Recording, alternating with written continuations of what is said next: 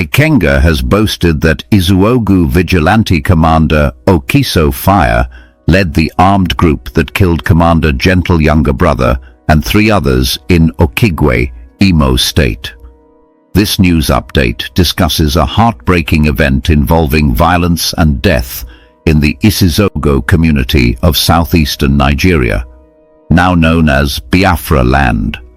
Okiso, identified as the commander of the local vigilante group Abubago in Isizogo, is accused of leading attacks with armed boys, referred to as Musa boys, which led to the death of the younger brother of Biafra Liberation Army commander Gentle.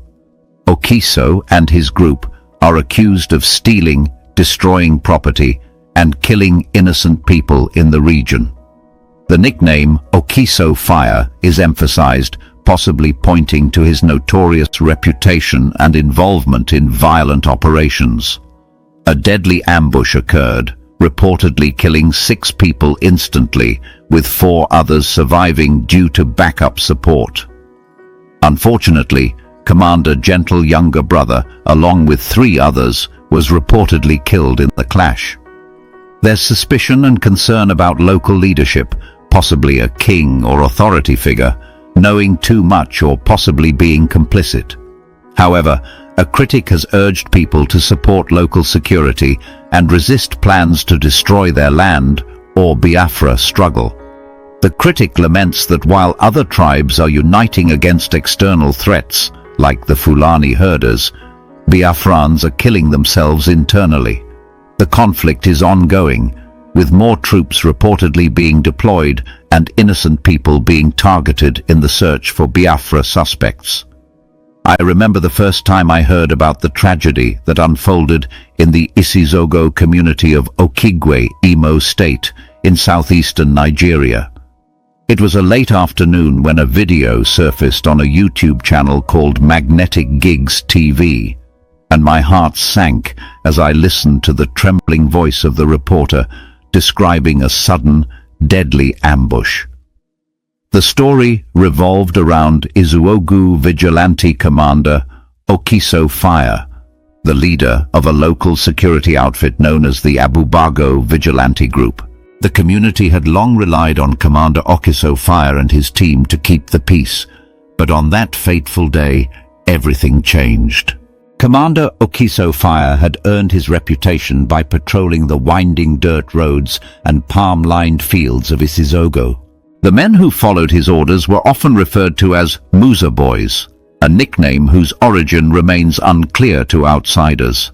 On that afternoon, according to witnesses, Commander Okiso Fire and his armed group descended upon a location near the boundary of Okigwe. They came with more than just sticks and whistles. They carried rifles and the hardened resolve of men who believed they were defending their homeland. The target of this attack was, in part, the family of Biafra Liberation Army Commander Gentle. Commander Gentle had become a symbol of resistance for many young people in the area. His younger brother, whose full name has been withheld for privacy and safety reasons, was traveling with 3 friends when they were ambushed. It was a swift and brutal strike. According to survivors, the armed group moved in with calculated precision. They opened fire without warning, and in a matter of moments, 4 lives were extinguished. 3 more were wounded, but managed to escape into the surrounding bush. News of the ambush spread like wildfire through the dusty streets and palm-thatched homes of Isizogo. Families locked their doors, children stared wide-eyed at the empty fields, and local traders closed their stalls, fearing further violence. It was not just the killing that shook the community, it was the realization that the men they had trusted to protect them had become the very threat they feared. Commander Gentle's younger brother and his 3 companions were laid to rest under a scorching sun, their graves marked by simple wooden crosses. The survivors' stories spoke of chaos and fear, of friends calling out for help that never came, and of the crackle of gunfire echoing through the trees. As the dust settled, questions began to surface about who knew what and when. Some community members whispered that the traditional ruler of Isizogo, the Eze of the land, might have had prior knowledge of Commander Okiso Fire's plans. The idea that a respected king could be complicit in such violence felt unthinkable. Yet, in villages across southeastern Nigeria, the lines between authority and insurgency have sometimes blurred. Traditional leaders, local politicians, and vigilante commanders often find themselves entangled in a web of power, patronage, and suspicion. In a recorded message shared alongside the news report, a critic of the violence urged the people of Biafra land to stand together. He reminded them that while other ethnic groups in Nigeria were uniting against the threat posed by Fulani herders, the sons and daughters of Biafra were turning their weapons on one another. He pleaded with his listeners to support legitimate security efforts, to arm themselves with unity rather than bullets, and to refuse the divisive schemes that would destroy their ancestral land. His voice wavered as he spoke of plans to bring in more troops, to search every compound for suspects, and to target innocent people in the name of security. I found myself reflecting on the critic's words long after the video ended.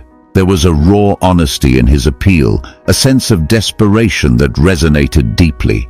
He spoke of the plans to destroy this rock completely, using the term rock as a metaphor for their homeland. He called on local youths to provide logistical support, to pass information, to help secure their villages against those who sought to exploit fear and suspicion. His message was simple. The people of southeastern Nigeria must reclaim their safety from those who claim to protect them. The aftermath of the ambush saw a flurry of activity by state security forces.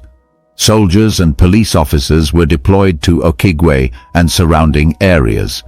Checkpoints sprang up on highways and roadblocks were established at village entrances. In some cases, innocent farmers were stopped and questioned. In others, travelers were forced to wait for hours under the blazing sun. The atmosphere was tense. Every passing vehicle, every sudden movement in the bush could be mistaken for an armed group on the move. Amidst this heightened security, many residents felt trapped between two threats: the vigilante fighters who once guarded them and the uniformed soldiers who now patrolled their streets. Some families chose to flee to neighboring towns, carrying what little they could on their heads or on the backs of motorcycles. Others stayed behind, determined to tend to their crops and maintain some semblance of normal life. Children tried to laugh in the narrow lanes, and market women resumed their calls, offering cassava, palm oil, and fresh vegetables. Yet beneath these everyday scenes, there was an undercurrent of fear and uncertainty. I cannot help but imagine the heartbreak of Commander Gentle, learning that his own blood had been taken by those he might once have considered allies. I wonder about the mothers and fathers who lost sons that day, and about the young survivors who will carry the memory of gunfire and death for the rest of their lives. I think of the community leaders who must now navigate a path toward reconciliation, seeking justice without provoking further violence. In the days that followed, conversations in Isizogo and beyond turned to healing and rebuilding trust. Some elders called for the disbandment of the Abubago vigilante group, proposing instead a joint security committee made up of local residents, youth representatives, and state security officials. Others argued for better training and oversight of existing vigilante outfits, believing that community-based protection could still play a role if properly regulated. What remains clear is that the people of southeastern Nigeria face a critical moment. They must decide whether to allow fear and suspicion to fracture their communities or to come together in a shared commitment to peace. The memory of Commander Gentle's younger brother and the 3 friends who died will linger as a painful reminder of the cost of violence. Yet it can also serve as a catalyst for change, a moment when ordinary citizens recognize that security cannot be entrusted solely to armed groups or external forces. As I write these words, I am filled with hope that the people of Imo State and all of Biafra land will choose unity over division. I hope that they will honor the lives lost by forging new bonds of trust and cooperation. It will not be easy. The road to reconciliation is long and fraught with challenges. But if the residents of Isizogo can transform their grief into collective action, they may yet build a future where no mother, no father, and no brother has to learn of violence in the dead of an afternoon. May the memory of those 4 young lives inspire a new chapter of peace for southeastern Nigeria. Stop.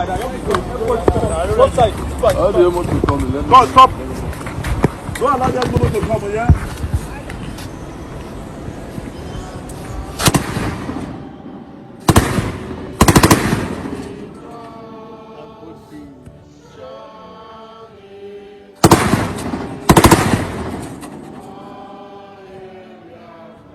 Nema ama ha bịara gbaa ụlọ ya ọkụ. Na ya Nigerian army, na ya Nigerian terrorist. Na ya ha na-eme. Na ya Nigerian ndị gbara onwe Nigerian army, na ya ha mega. Asị na ha na-achọ ụmụ ọma. Je na-ezukọ isi oshi, ewere ndị oshi etikọcha n'anya anụnwa.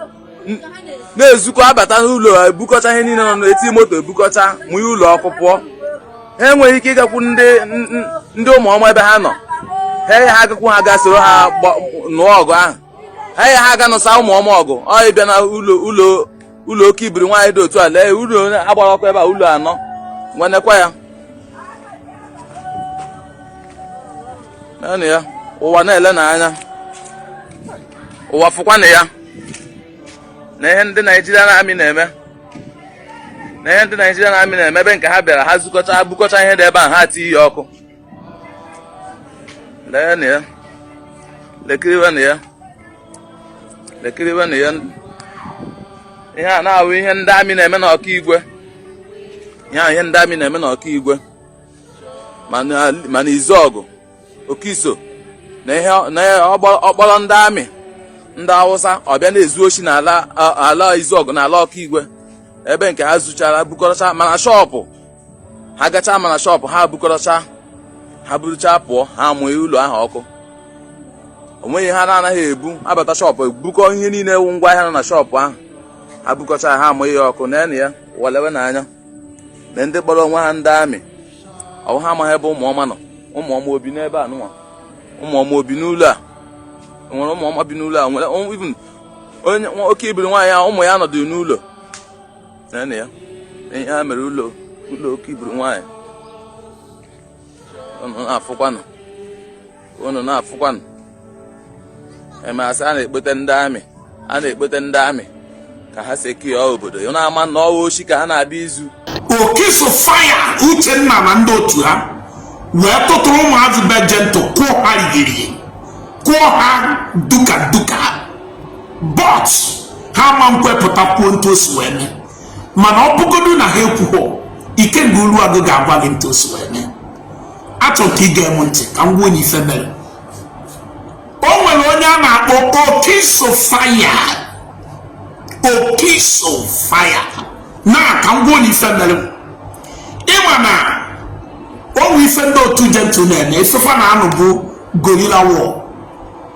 Ịma mma mgbe ha eju wee bịa attack wee pụta the very day ha bịara attack ebe ha si wee take off. Ndị abụ ndị si Ọkaigwe but ebe ha si wee take off bụ n'ike duru bido dị a gburu ndị mmadụ gburu polisi na-apụta because oge ọbụla ha chọrọ ime ife ka a sị na na ndị a na-akụkwa ndị mmadụ wotowoto wee gburu ndị mmadụ from ike duru wee bata ndị Isizogo mata na ndị Isizogo na Ọkaigwe nwere common boundary. Ife factors bụ isi ndị Isizogo wee bụ Ọkaigwe famarụ na Okiso Uchenna na ndị otufa na-echera ozugbo ndị ha tiri isi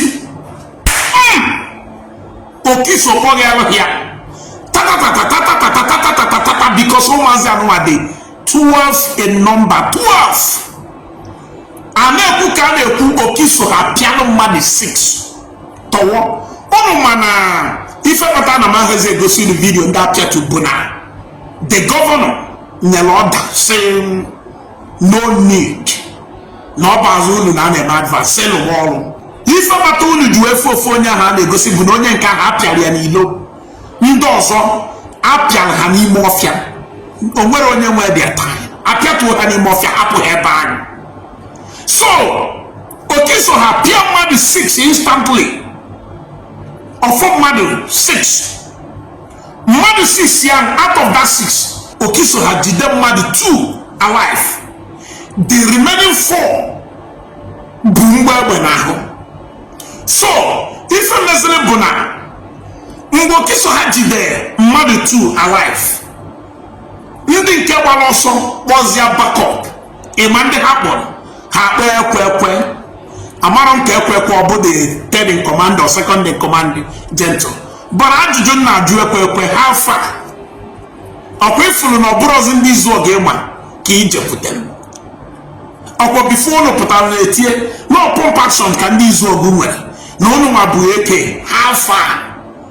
So ekwe angel makeup with ndị otu ha wee si oke igwe wee bịawa ndị izu ọgụ ha nara mmadụ bọs na ọkaigwe lieutenant ndị izu ọgụ obi n'etiti to be precise wee drọpụọ the bọs na ndị mmadụ motorcycle ka ha bịa help because ndị akpọrọ ha gwa ha na adịrọ level.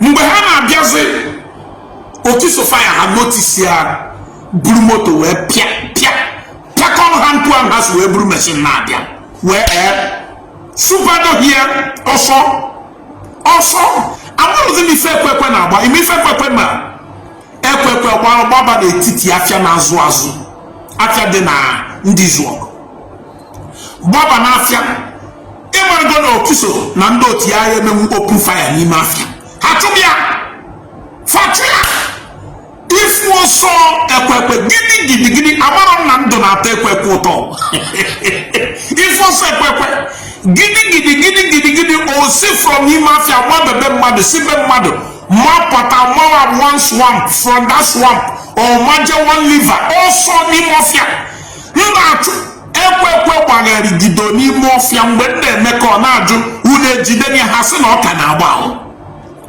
ifọsọ ekwekwe amara m na ekwekwe je mmụọ ịgba ọsọ before ọmụ izu oshi.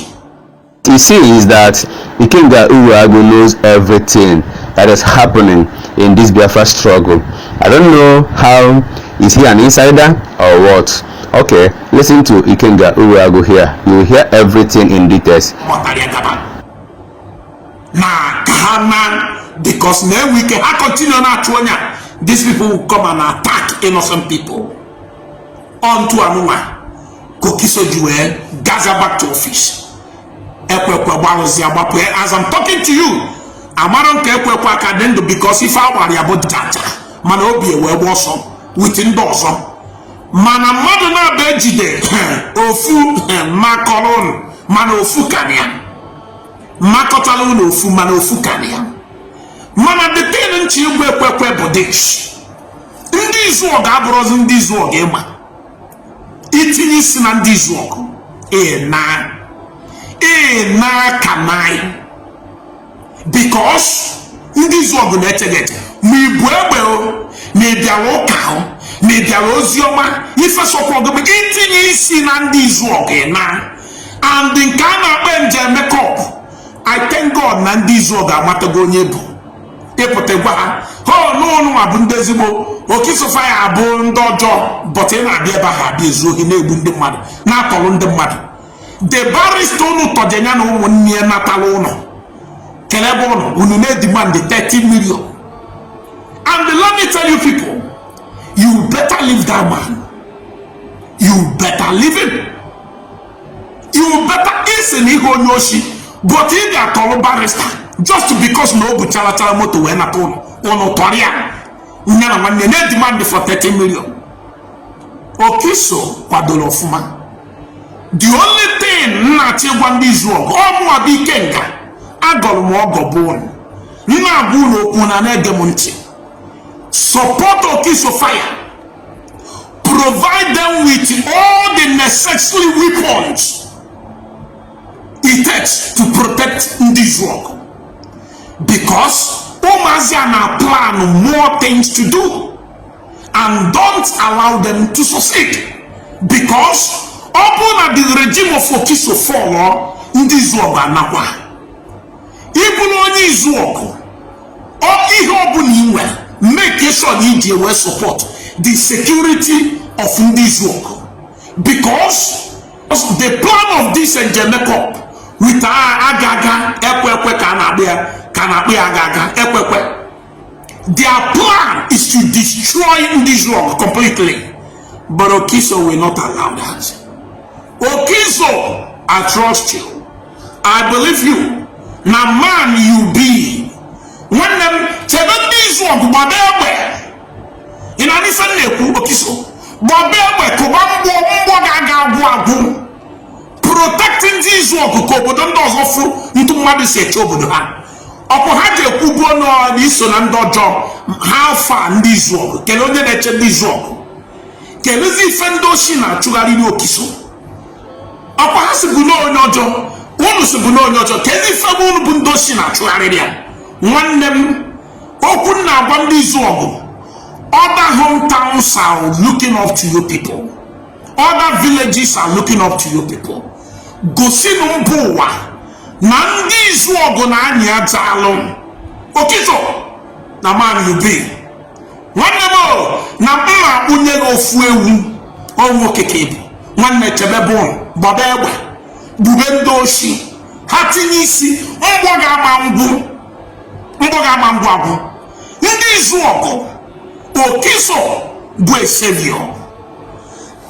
Okiso anara akwụmụgwọ, Okiso anara enyemego, but ife na agwụ na ife mma ekwekwe ha afa tinye n'isi ọkwesịrị ihe ekwekwe, mana Okiso na-achụ gị na-agba ihe akwụrụ eche na isi na mgba ha bara ahụ ka ezi ife iji wee gbakpụ ime afịa. Tinye n'isi na ndị Izuogo ka unu chọgado bịanụ n'etiti abalị. We are waiting for your people. So my guys, inekwa anya ọgụ ka na-agakwa n'iru ọ ka na-aga n'iru atụkwana na ọgụ akwụsịgo ọ ka na-aga n'iru because at the moment kịta ha fere ntutu taa na ha ga-ejidorịrị Gentle. Ọgụ mana ha erugo nwanne Gentle, ha fere ntutu taa na ha ga-ejidorịrị Gentle. In fact, if more troops are coming into Okigwe looking for Gentle, buying anybody they see as a suspect. Hope is what is happening in Imo State? Imo State or some say I would already state when an Igbo. Why are other states not like that?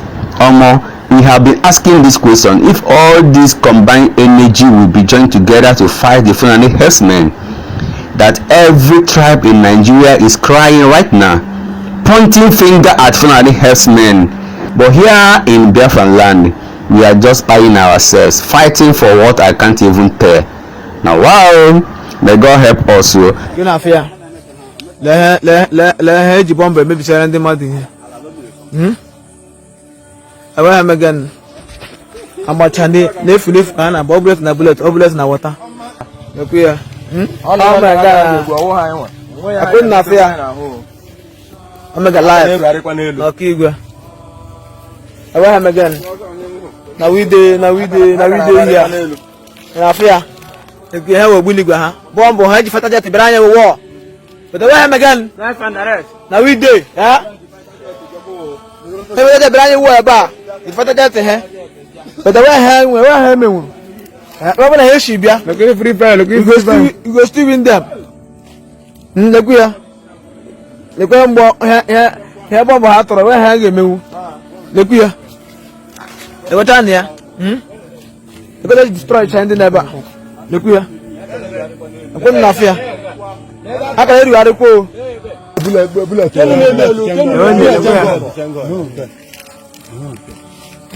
Couldn't laugh here. How many hand in the back? Left and direct. Yeah, never not keep left and direct. nkwa abụọ le ya nkwa abụọ le bomb women le to shile nkwa amabia abụọ eji mata ja brand new wall egwu ya nkwa abụọ ko na ya le nkwa abụọ nwabiri na le nka nkwa abụọ ko na fe ya egwu ya eko to shi wura le to my bia le stand ata ja to be back today na kigwa egwu ya to my bia handa le egwu ya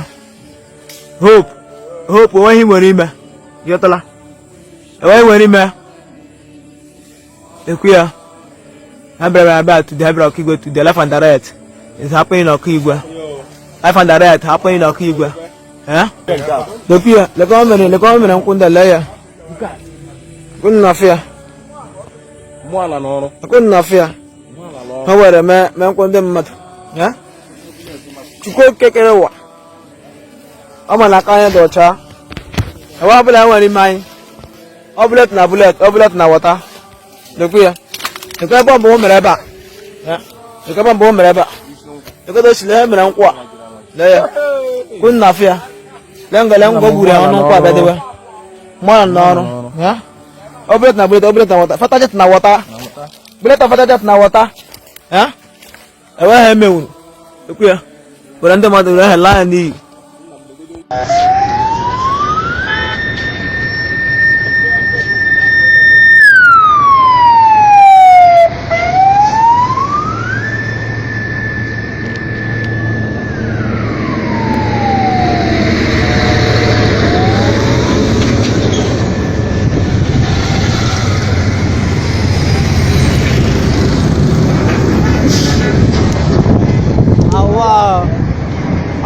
Cái nào bao nhiêu quan anh một cắm rồi ông siêu cái nào mà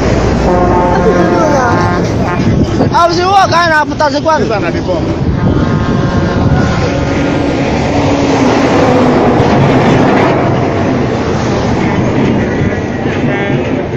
This is the end of our news update. Please click the icon on the top right corner of your screen to watch my next video. You will enjoy it. I will see you again in my next update. Enjoy the rest of your day. Goodbye for now.